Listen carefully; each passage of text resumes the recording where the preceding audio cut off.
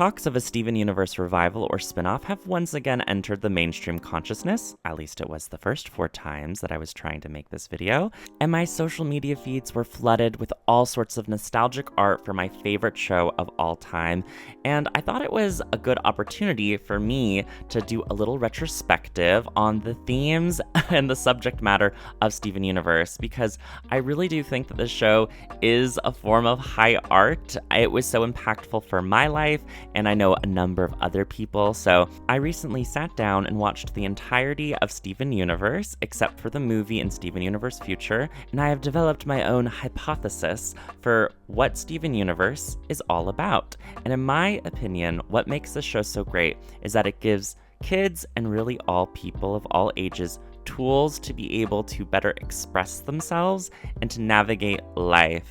And does every piece of art need to do this? No. But Steven Universe does it, and certain other shows that I love do it as well. And I think it's a very important thing to talk about. So strap in, that's what we're about to do. The first episode I want to focus on is Nightmare Hospital, which is actually an episode that focuses more on Connie, who is currently keeping secrets from her mother. Her mom, Dr. Maheshwaran, is an extremely overprotective mother who just wants to know and do what is best for her daughter. And she thinks she knows what Connie does all hours of the day. She thinks that all of her internet activity is known, and over the course of the episode, she sets these rules like, oh, my daughter doesn't touch swords or deadly weapons. That's irresponsible. So Connie, no swords. And Connie is like, oh my gosh, 1, my mom took the sword. That's really important from you, Steven. But 2, she is in this dilemma because she is a very experienced sword fighter, and she knows that this skill, 1, gives her a sense of fulfillment and is important for her life, but 2, by lying to her mom, she's like lost this very important object from her friend Steven. So they're like, let's go to this hospital to try to get your mom's sword back. And the whole point of the episode, just to skip to the end, is that Connie needs to talk to her mom. Her mom is being too controlling and overbearing, but Connie doesn't quite have the language in order to express what is going on with herself internally and why her mother's actions are negatively affecting her. And so there's a whole bunch of shenanigans that have to do with gem shards, some really great horror sequences with action in which Connie is able to demonstrate her athletic, prolific sword fighting skills to her mom, and express that her mom hasn't even noticed that she doesn't need glasses, so she doesn't really know her daughter at all. And this scares Dr. Maheshwaran because she just wants to be a good mother, and she doesn't like that her kid is lying to her. Now, is every parent like Dr. Maheshwaran? No. But some parents are like Dr. Maheshwaran, and ultimately that is what they are afraid of the most. They set these rules because they want their kids to be safe. But Connie is in the stage of life where she's slowly growing up. And by expressing these gives and takes, Dr. Maheshwaran learns, oh, I'm being too strict with rules, and so my daughter is hiding things from me. And so if she gets hurt or is in over her head, as a parent, Dr. Maheshwaran wants to be able to step in and protect her daughter. Now, this is a tool that when kids watch this show, they're able to say, oh my gosh, I feel that way with my mom. So now I know if I'm in this scenario, I should talk to her and use language similar to what Connie is talking about to be able to express myself. And ultimately, that is the greatest theme of Steven Universe, is that you need to talk to your mom. And I understand not everyone has a mom. The word mom here is just being used to describe a legal guardian or an adult figure. But what if you have a parent that isn't like Dr. Maheshwaran? What if your mom is the exact opposite of her? Well, that brings us to the very next episode of Steven Universe, Sadie's Song. One day when Steven goes to the Big Donut, he hears Sadie singing backstage while doing the restocking of the products, as you do in retail. And she's singing a little song that's very catchy, and Steven encourages her to try out for Beachapalooza, which is an event that's kind of like a talent show where you can just show off your skills to all the townies in Beach City. Sadie is initially excited by the idea, if not a little hesitant. It is until her mom gets involved. Now, Barb is the opposite of Dr. Maheshwaran. She is super supportive of all her daughter's activities, but she almost is too supportive. overly supportive. With Steven enabling her, Barb begins to take over the entire pageantry and pushes Sadie outside of her comfort zone. And she ends up wearing an outfit and makeup that she is not comfortable in. And it turns out that Barb has a history of doing this. You know, signing up her daughter to go on a swim meet that she's not ready for. And all of this over-supporting nature of activities gives her daughter anxiety and makes her feel uncomfortable. Even though initially she did want to participate in these events, she ultimately wants to back out and feels trapped. Like she can't change her mind. She can't suddenly not want to do these activities because her mom is looking forward to it. And that's just a lot of pressure for anybody. To the point where she breaks down and does not want to do Beachapalooza at all. And Steven eventually fills in for the slot. And I think it isn't a coincidence that these two episodes are right next to each other, because they're exact opposites, Dr. Maheshwaran and Barb. And it's a way to let children know, oh, my mom isn't like that, but my mom is like that. Or if your mom is not like either of these women, or you don't have a mom, Steven Universe is just full of episodes where we're constantly re-exploring this theme of talking to your parents, expressing yourself, and being able to have more language around what you need to say to the adult so they understand what's happening on your insides. Sadie, like Connie, raises her voice and expresses things like, "Mom, please don't make me do this." And when her mom says back, "Make you do this, you wanted to do this," Sadie says, "Oh, yes, I say lots of things that I don't mean a lot, but this isn't me. This is you." And we see them having even more conversations backstage as Steven is singing, which lets kids know that there might be several conversations involved to express how you feel. It's not something that can be done all at once. And in case you're thinking, but Nathan, this is a kids show. They're just trying to say butt jokes and have a fun little plot about space alien rock lesbians. How do you know that Rebecca Sugar is intentionally doing these lessons for these different kids? And my answer to that comes from a series of commercials which were done in partnership with Dove. Okay, stay with me now. The Dove Self-Esteem Project was actually a really interesting series of commercials that was made with Dove, in which they helped finance the animation along with Cartoon Network, but they also provided a lot of research into what children's brains, as they develop, understand from cartoons. Rebecca Sugar has expressed in interviews that the reason that she teamed up with Dove is because she wanted to have access to this research where these scientists actually show cartoons that have a message towards children and take away what the kids are actually able to learn, understand, and absorb, and how she can use the correct, most precise language to be able to help these kids in their development to have really great self-esteem, to not have, issues around looking different or body dysmorphia or being bullied.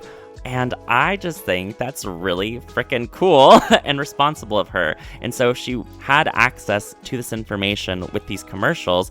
She was obviously throughout the entire show, and when, talking to her different staff writers and directors for each episode, this was a big theme and topics were discussed. And there's no way that this information didn't trickle down to every aspect of the show. And even before the research was done, that the crew wasn't talking about it or had this on their radar. All this to say, I am counting this as evidence that this was all very intentionally done, and I am not just reading too much into it. I think when a lot of people have talked about Steven Universe, they have done so through the lens of it being purely entertainment, and I think there is merit to that sort of, how you say, analysis or a way of coming at the source material. Yes, the amount in which this is entertaining does have value, but I also do think that it sort of makes people miss the point of Steven Universe and why people enjoy it so much. For example, Steven Universe is clearly a shoujo-inspired magical girl kind of a series. Besides the fact that all of these space alien rock lesbians are so sparkly, Steven is a lot like all of the protagonists from Sailor Moon to Cardcaptor Sakura and the like. What this show isn't is a shonen anime. Steven Universe isn't about cool fight sequences, being light on plot, an emphasis on external action. Like, I think the most interesting thing is when people have a problem with the show and they're like, oh, there's not enough fight sequences. Because it's like, I don't watch Steven Universe for fight sequences and choreography. I watch it to see how the pizzas and the fry people are going to end up settling this feud with communication, like a shoujo. Like, I think a lot about how, you know, in the first little couple episodes of Sailor Moon, there was like a message about your body or about studying too hard and needing to balance workaholicness with play, or the pressure to be very thin and unrealistic beauty standards. So I'm just all that to say there is precedent for a more shoujo, divine feminine inspired show to be about these lessons and sparkles and less about fight sequences, because I love Sailor Moon. And I don't want to see her fight someone for 4 hours, maybe that would be fun, but I'm just as happy to see her change into a pretty outfit and then destroy a monster with her tiara in 2 seconds so we can get back to wanting to kiss boys. But now that we've covered 2 non-Steven-centric episodes, let's talk about The Test. So this is an episode about Steven in Steven Universe, where he finds out that the Crystal Gems essentially did a test where he failed in Season 1, and he didn't restore the temple with the moon goddess statue. And so they create this new test for him to prove himself to be worthy of the Crystal Gems. And this episode is so important because they rigged it. Steven finds out that this test is unfailable. It's just a ploy to boost his confidence, and he's so angry about it until he overhears a conversation after he clips through the ceiling and finds out that the Crystal Gems don't know what they're doing. And this is an extremely important message for children and a tool in their toolbox for them to understand, oh, my guardians, the people in my life that I think have all the answers, sometimes they do things for me because they're just trying their best and they don't know what the quote-unquote right thing to do is. They're not perfect. They have doubts and they're just trying their best, the same way I try my best sometimes. This is a message that I think we are constantly relearning, even in adulthood. Like, even in my 20s, I think I struggled with this. But seeing your parents as people by planting the seed, I think at such a young formative age, cannot be like overstated. Like, what kind of cartoon has an episode where, you know, the kid empathizes with their humanity of their parents? I just think this is so smart and important, because when you eventually talk to your mom, which is what Steven Universe is all about, it's important to realize, oh, mom doesn't know what she's doing either. Mom is just trying her best. And the show doesn't shy away from parents being flawed. I think that Pearl is such a great example of this in her character arc of, you know, fusing with Garnet under pretenses that were not honest, and how this negatively affected their friendship is so important. Because it's about how you can hurt the people that you love in your relationships, even when you have the best intentions and even when you didn't mean to. And Pearl got a lot of flack for this, I think, because some people read into fusion as a metaphor for sex, which is a valid reason, but it's also a metaphor for just relationships in general, for doing things with dubiousness. You could also read into symbolism or the metaphor as this being a lie, or as it being some sort of miscommunication, and or a betrayal of trust, or a betrayal of values, and how over time it takes several episodes to be able to have both parties come to terms with what happened, talk it out, and make up. And I love that. I know some people have qualms with flawed characters and they just want everybody to be these like moral exemplars that never do anything wrong and aren't messy, but that's not the kind of fiction I like. Like, have your bag, have your books that you read. I'm not here to poo-poo on what you like. I'm just here to express that I enjoy characters that are extremely and very deeply flawed. I find that so interesting. To use a non-Steven Universe example, I love Finn the Human. I think he's delightful. He's a wonderful protagonist of Adventure Time. I relate to him a lot. This was another show that was very formative for me. But there's an episode where he completely takes advantage of Flame Princess and gets her to essentially maybe reenact something because he's having these dreams that are a symbol, but I would argue are a much more blatant symbol for a sexual desire, and by coercing her under false pretenses to beat up Ice King for his own selfish means, this is almost identical to what Pearl does with Garnet. However, at the time, I found it very interesting that Pearl was really, receiving all this backlash for being a sexual predator or assaulting Garnet in some way, whereas Finn never got that kind of discussion on Tumblr when these episodes were airing, and they premiered very close to each other, so there was a lot of overlap in the fandoms, let me tell you that. And I just can't help but wonder what's the differences between Pearl and Finn the Human. It smells of misogyny, but we won't go there. Because although I'm tempted to say this is purely misogyny, there's also the episode Breezy, where Lumpy Space Princess pretty explicitly sexually assaults Finn, and Lumpy Space Princess never got the kind of tarnishedness and, hate that Pearl got, even though in episodes after this, there was no makeup. Lumpy Space Princess and Finn never talked about this ever again. There was no closure or communication about what happened in the way that Steven Universe handled what happened between Garnet and Pearl. If you have opinions, I often contemplate what happened in Breezy a lot. No. These are just more thoughts and rambling. Let's get back to the point of Steven Universe by talking about a completely different show. So, there's this phenomenon that happens on the internet, and this phenomenon I'm calling the Katara effect, because this is my YouTube channel and I can name it whatever I want. And so the Katara effect is if there is an animated TV show, it is only a matter of time before the internet compares it to Avatar: The Last Airbender. And I find this really humorous because when people criticize a piece of media, especially a cartoon, eventually it comes down to it's not as good as Avatar: The Last Airbender. And I find this at the fault of genre. Avatar: The Last Airbender is an epic, like the biblical Book of Job or the Odyssey by Homer. It's an epic sweeping tale, like a high fantasy, similar to Lord of the Rings. It has a through line of stories, and the point is the plot and an epic story of heroism. Steven Universe, as we covered earlier, is a shoujo.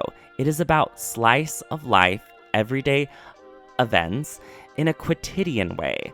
Daily life, not epic journeys, not epic metaphors. It is about quiet, it is about communications, the little things that we do in order to be able to live our lives as we live them. I remember being in college and my friend asked me one time, Nathan, why do you like Teen Titans more than Avatar: The Last Airbender? Because Avatar: The Last Airbender is objectively the better show. And when I thought about this, I was almost tempted to say, you're right. Avatar is a better show. It does all of the things that I love about Teen Titans, like having an overarching plot with the Trigon episodes, or having really in-depth characters, or being really funny in the same way Teen Titans does. And ultimately it came down to, I like Teen Titans better because when I was a little kid, there was the episode Sisters, where Starfire realizes, oh, her older sister, Blackfire, is cooler than she is and understands jokes and knows how to go to parties, and everyone likes her better. And at the end of the episode, she realizes her friends love her for her, and they don't care about how cool her sister is. And I was the youngest child of 3 brothers and a sister at the time. To me, that was the perfect episode I needed to see to understand, oh, my friends and people will like me for me. It doesn't matter that all my older brothers are cooler than I am. That's why I like Teen Titans more. And that's not to say that I want Avatar: The Last Airbender to be quiet and quotidian and slice of life in the same way that Teen Titans or Steven Universe is, because then it wouldn't be Avatar: The Last Airbender. It would be Avatar: The Last Airbender fanfiction, and I already have that and can read it. Thank you very much. And isn't it great that we live in a world where we have both? We have both of them. we don't have to compare them. Granted, I think comparison is a very good part of art history. I've compared Teen Titans and Avatar to Steven Universe in this video already, so yeah, it can help you make a point, and it can be used to criticize media doing something badly. However, if you have too much tunnel vision, and you can get lost in your way. The Katara effect is very dangerous, but iconic and inescapable. And for as amazing as Zuko's redemption arc is, and it is amazing, you know, what it isn't is the episode Mindful Education, where Garnet talks about being mindful and quiet and sings a song that helps Stevonnie and ultimately Steven and Connie process their feelings, especially through anxiety and panic attacks. And I have had anxiety and panic attacks, and it's through literally this episode that helped me get through them alive. So, you know, art does different things. Not every single piece of media needs to have a hyper-realistic depiction of an anxiety attack. And not every piece of media needs to be a beautiful artistic portrayal of what mindfulness is and what anxiety is and what intrusive thoughts are. Like, that's not necessary. But isn't it great that we have both? We have all of those arts? I think it's pretty great because it has made my life better. And it's helped other people's lives be better too. Oh shoot, is this an artist channel? Do I do speed draws here? All right, if you made it this far in the video, thank you so much for listening to me in a more video essay style.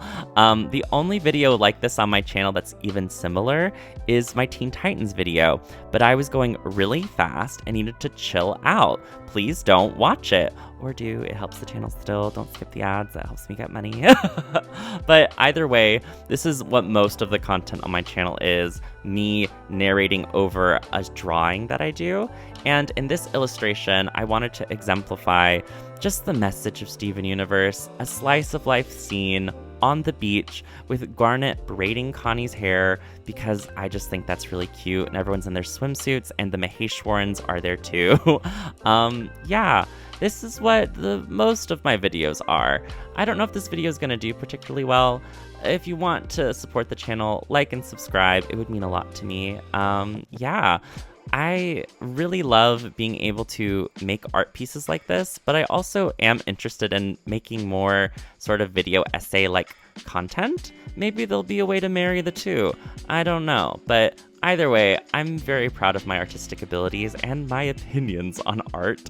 And, you know, talking about criticism of art, or if not criticism, like engaging with the thesis or analyzing the themes of art is part of art and is art unto itself. I've said the word so many times it's lost all meaning, but yeah, I really like what I do here, and I really like this drawing. It's so purple, and I think I captured the style very well. In conclusion about the themes of Steven Universe, and in conclusion of the series, the ending of Steven Universe was never going to be this big epic shonen style battle on battle on battle on battle. Yes, there was a little bit of an action sequence that was really epic and fun, but the whole point is you gotta talk to the mom, you gotta talk to the matriarch, and Steven has to talk to White Diamond, who is ultimately both representing his grandmother but also Pink's mother, and this whole idea that the pressures of having potentially an extremely toxic or abusive person that abused your parents or your grandparents, and how that trauma and difficulty can be passed down through the generations. And I think it's so beautiful that we get to see Steven, one, know that he isn't his mom. He is someone uniquely and wonderfully made, entirely new. And he gets to be this beautiful queer allegory when speaking about his identity to White Diamond, ultimately making her blush and to change her mind. You could say that the ending of the show is rushed and that the production needed more time, but I constantly think about how Rebecca Sugar said, you know, for a long time, Cartoon Network didn't want to put any of this queer stuff on their channel. They didn't want to have Marceline and Princess Bubblegum be together, but eventually they changed their mind. They didn't want to have a wedding with Ruby and Sapphire, even though it's the most wholesome thing in the world. What's more wholesome than marriage? But eventually they changed their mind. And just the way that over and over and over again, Rebecca kept pushing, kept asking, kept reaching. Cartoon Network changed their minds. White Diamond changed her minds. And maybe you can change your parents' minds. We can only hope. My parents are extremely conservative evangelicals, and I was raised in a life that was a lot like Pink Diamonds, a lot more like Pink Diamonds than Stevens, but I still love this show. And while sometimes you are in situations that are abusive and people won't change their minds, I think the hope and the aspiration that maybe they will, especially when Steven Universe is a show about finding your community. Steven's only able to speak up because of Garnet, Pearl, and Amethyst, because of Yellow and Blue, because of everyone.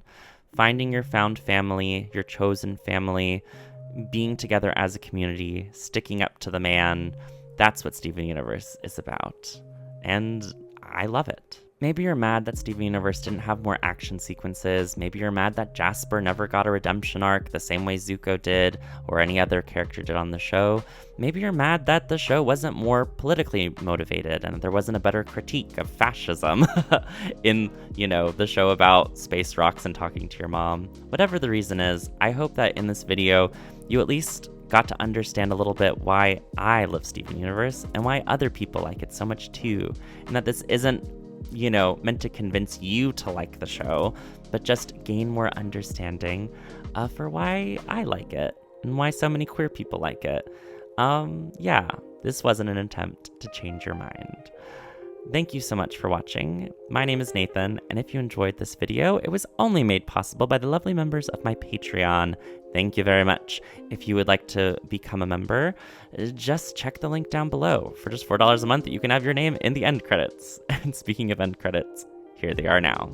Special thanks to Anna Sophia Boyd, Axelius the Great, Bodhi, Blue Uwu, Bobby, Beck, Cake Daniel, K. Clark, Christopher, Dabdudu, Aaron Martin, Dax Quinn, Emma Wee, Gay Jarris, J. Johar, JD Boy 2000, Johan, Kitsune Chibiko, Lucky Paradox, Melon, Mild Mothman, Mistake, Native Runner, Orion Amastasia, Pinecone, Potion, Celador, Rin, Scorching Ray, Sir Camelot, Small Sax Jammer, Shenanigans, Tad the Turtle, Tarthliner, The Real Michael, Thumper Daytime, Tony, Tortilla Chips Tuesdays Anyways, Tuncher Katie Bean, and Tuppence Pies. Thank you so much for watching. My name is Nathan, and I'll upload a new video real soon. Bye!